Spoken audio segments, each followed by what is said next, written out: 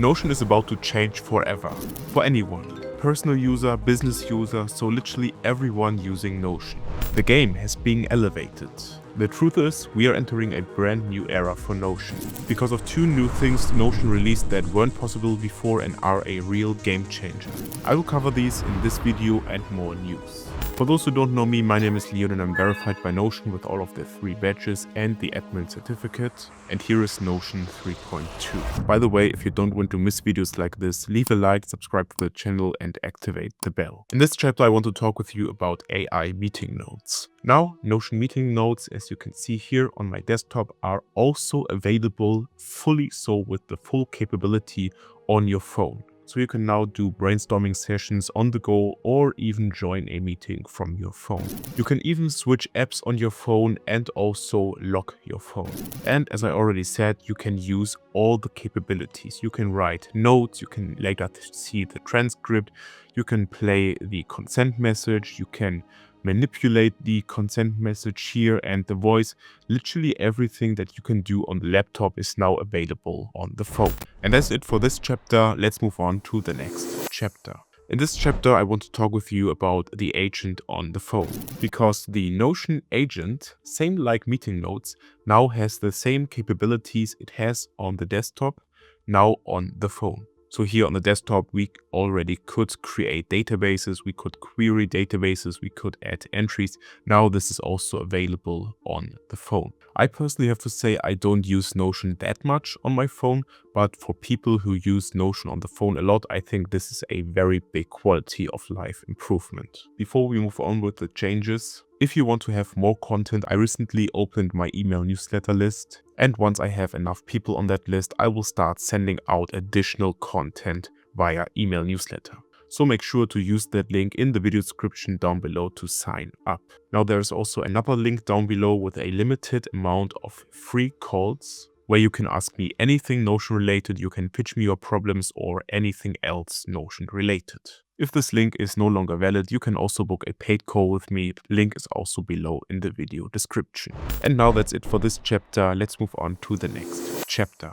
In this chapter, I want to talk with you about a change on the enterprise plan. So now under the analytics, in particular the workspace analytics, I now also have an AI tab. Now what we can see here is the AI analytics for our workspace. We could set different intervals. In this case, I decided for the last 7 days, but you can also do all these other options. And here we can have an overlook over the members. Currently, I have 1 member in this workspace, and you can see, because it's me, I have 1 active AI member in the last 7 days. Down here, you can also see the AI utilization. In this case, I have 100% in the last 7 days. So now here we have an overview of the active AI members. On January 19th, we have 1 active member. On January 20th, we have 1 active member.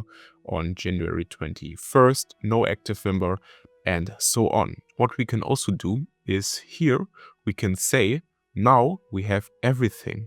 I can also say I want to see the connector usage.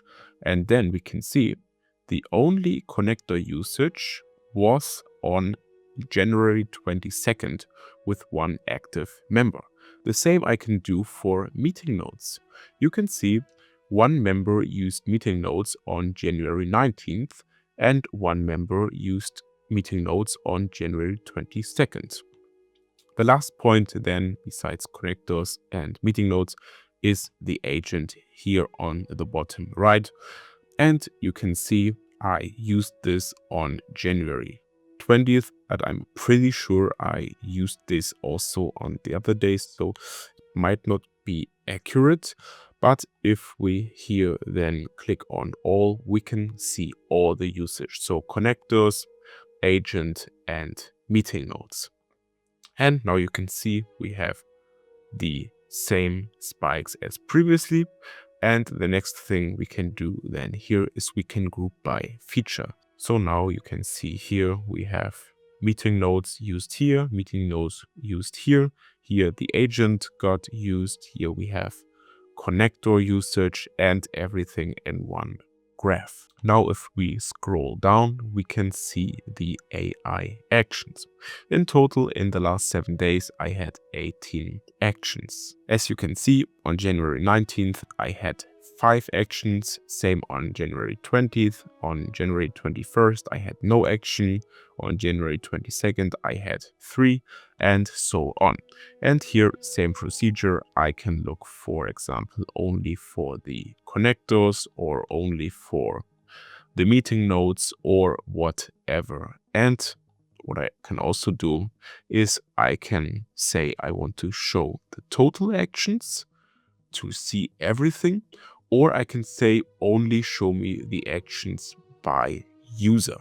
In this case, I only have me in the workspace, so they are literally the same. Same I can do here, as we already saw above, is I can group by the AI feature. And here we can now see the full graph grouped by the feature. Now if we scroll down, we can see all the workspace members in our workspace. In this case, it's only me, and you can see here, this is the same number, so the AI actions. I can also here say I want the connectors, in this case it's 1. I can say agent, meeting notes, so on and so forth, as I already showed you here. And here, if you have multiple members, you will see the names and the AI actions listed out for every workspace member. Now the last thing down here we can see my pages. So in this case, what we can see down here are the pages most frequently returned by AI responses. And what we can see here is we have our pages. Then we have our distinct users. In this case, because I am the only person in my workspace, it's only me. Then we can see total citations. And what that means is if the wiki got used as an answer for something I asked for, it will get 1 citation. And if I then ask another question to the agent, and if the agent then also uses the wiki page, this will change to 2. So this is literally how often a page got used for an answer by the agent. Then if we scroll over, we can also see the location in our workspace. We can see who created the page that got used, and we can also see when it got created. By the way, also let me know in the comments down below on which Notion plan you actually are, so I can get a brief overview and decide on whether to include enterprise features in the news videos or to not include them, because maybe no one is on an enterprise plan. But now that's it for this chapter. Let's move on to the next chapter. In this chapter, I want to show you the first of the 2 big releases. Notion now launched that you can connect multiple email addresses to one Notion Mail account. So previously we had one Notion Mail account, and then we can connect one email address to that Notion Mail account. Now what we can do is we can take multiple email addresses and connect it to one Notion Mail account. When Notion Mail first launched, I think that you can only link one email to one Notion Mail account was a big thing, why a lot of people refused to use Notion Mail. Now that you can connect multiple email addresses to one Notion Mail account, I think it's the best time to give Notion Mail a shot. So now, as you can see here in my Notion Mail, I have one Notion Mail account, which is my Notion account, and you can see here I have one email address connected and another email address connected. So currently I have 2 email addresses connected. So you might have already created these views in the sidebar and created snippets and also Notion AI labels. Now you can do the same thing for every new email address you add to your Notion Mail account. This storing multiple email address under one Notion account also becomes very relevant for the next big thing that Notion shipped. But now that's it for this chapter. Let's move on to the next chapter. In this chapter, I want to show you the second big release. It is now possible to pull over an email or even email thread to your Notion account. Now you can see here I sent myself a test email, and on the top here you can see we have the new Add to Notion icon. Now if I click this, I have my workspace, and then I can select a page or database I want to save this to. Now first let me save this to the page, and now also to the right database. Now that I added this, let's move over to Notion. Now if you save an email to a page, it will show up as its own subpage. And in here you can see the only content visible is the email. Of course, you will see from who that email is and to who that email is, so the recipient. But here, to protect my email addresses, I zap this in my browser. Now what we can see is we have my email that I wrote myself here, very interesting. And we can also open this mail in Notion Mail if I would click this button. Now, if you save an email to a database, it will create a new entry to that database. And in the body, it will then paste that email. Same as we already saw just on the page. Here you can see the email. Now I zapped this here. You can see the from who this was sent and to whom this was sent. And if I would click on here, I could open this in Notion Mail. Now in both cases, either here or on the page, this is not like a full page database where you can't add any content. I could, for example, create a column next to it. I can move another block here. I can create a toggle. I could move the email into this toggle and hide it, so I can play with this block here. Now, the only thing when it comes to a database is it won't add any property. So you can't have a property like from who an email is or to whom an email is or whatever. When you save an email or an email thread from from Notion Mail to Notion in a database, it will only create a new entry and add the email or email thread in the body. Now, as I showed you previously, we can now connect multiple email addresses to one Notion Mail account. And I just showed you with a test email that you can pull emails over to Notion.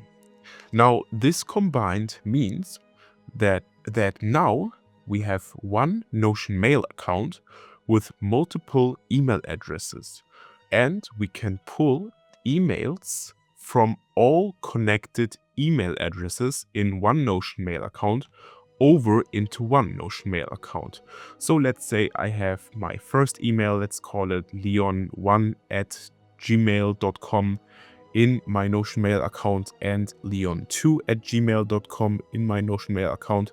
And here I get an email and here I get an email. I can pull both emails into one Notion account and, for example, into this Notion 3.2 database that I just showed you. And I think this feature, also with the feature to add multiple email addresses to one Notion Mail account, is truly a game changer. And I saw some workarounds of people adding emails from Notion Mail to Notion.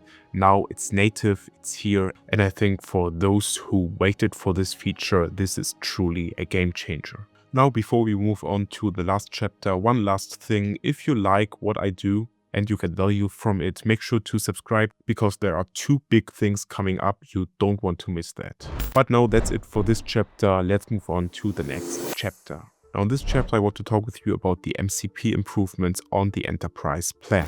Now, if you go to the audit log in your settings and then go to events and search for MCP, you can see 5 new entries. The first is that you can see when the MCP allow list got disabled.